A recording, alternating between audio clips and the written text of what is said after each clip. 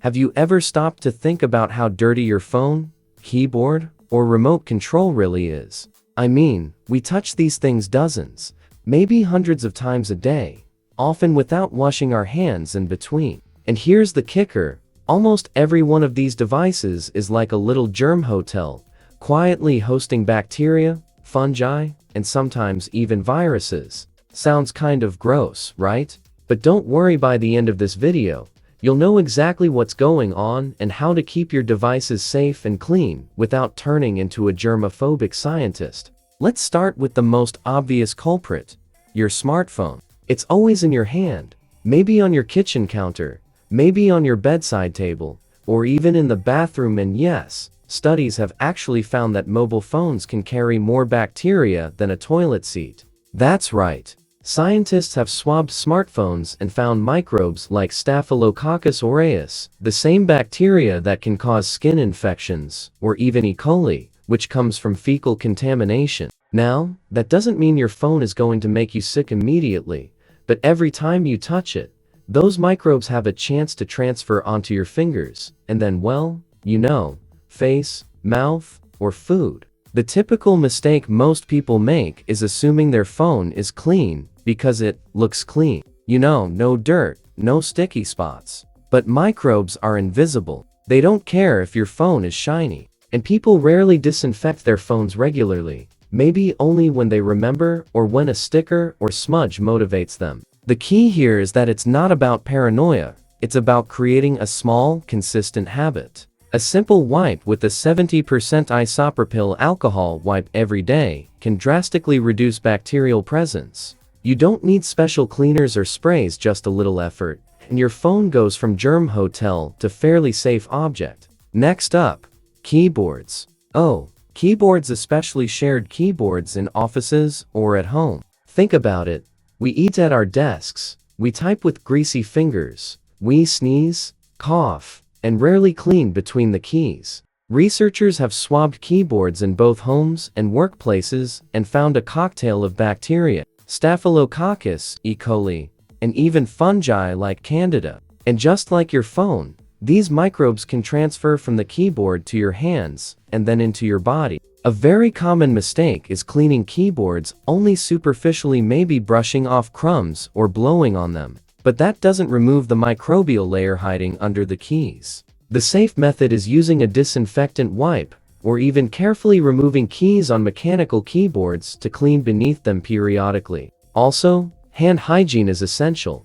Wash your hands before and after long typing sessions, especially before eating. It's the combination of clean hands and clean devices that actually makes a difference. Now, let's talk about remote controls. You probably never thought about it, but remotes are handled constantly, sometimes by multiple people in a household, and almost never clean. TV remote controls can harbor salmonella, E. coli, and staphylococcus. The interesting thing is, these microbes can survive on plastic surfaces for days, sometimes even weeks, without losing their ability to infect. That's why even if you just watch TV for a couple of hours, your remote can still be a germ reservoir. Here's a common mistake: using water alone to wipe the remote. That barely scratches the surface, and it doesn't kill microbes.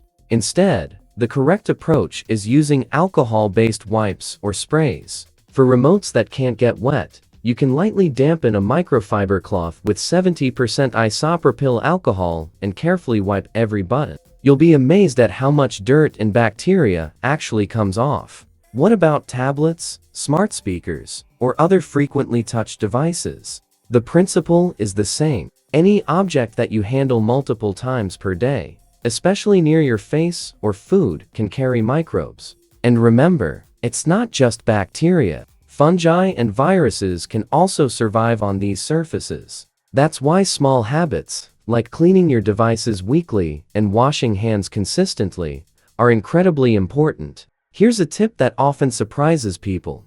The way you store your devices matters too. For example, leaving your phone on the kitchen counter while cooking exposes it to raw meat, flour dust, and splashes. Or leaving a keyboard near the trash bin can mean it picks up airborne bacteria from discarded food.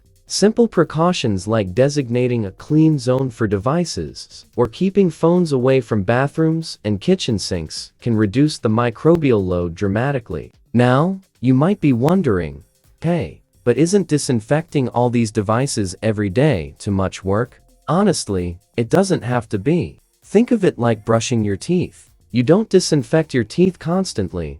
You do it a couple of times a day, and that's enough to prevent problems. With devices, a weekly deep clean plus daily light wipes or hand hygiene is usually sufficient. And the payoff is peace of mind.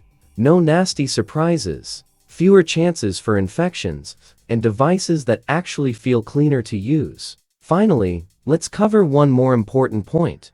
Avoid cross-contamination. Don't just wipe your phone with the cloth that's been used to clean your kitchen counter. Don't place your keyboard on a surface that's frequently dirty without cleaning it first. Use dedicated cleaning materials for your devices. Small habits like these can prevent germs from bouncing back and forth between surfaces. So, to sum it up, your everyday gadgets, phones, keyboards, remotes, and more are tiny microbe magnets. Most people make innocent mistakes, not cleaning devices, touching them with unwashed hands, storing them near messy areas.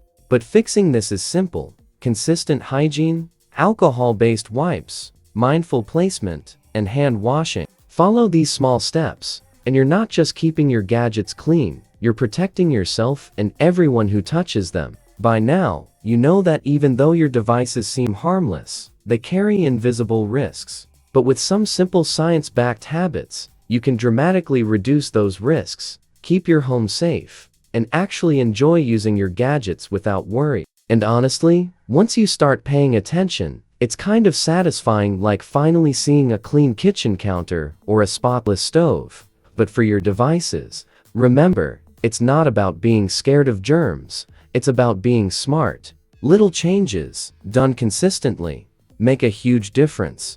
And now, whenever you pick up your phone, tap your keyboard, or press that remote, you'll know exactly how to do it safely. That's what a truly safe home looks like, even in the tiniest, everyday details.